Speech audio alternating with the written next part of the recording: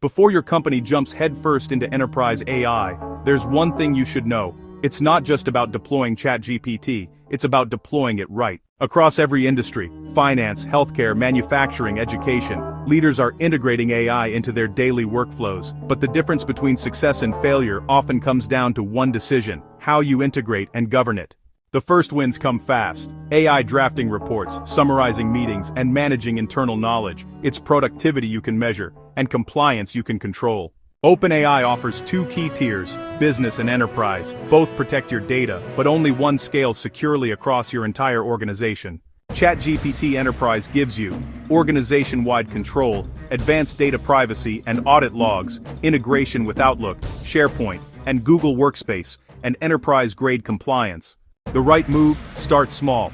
Pilot AI in one department, measure ROI, then scale to enterprise when it becomes mission-critical.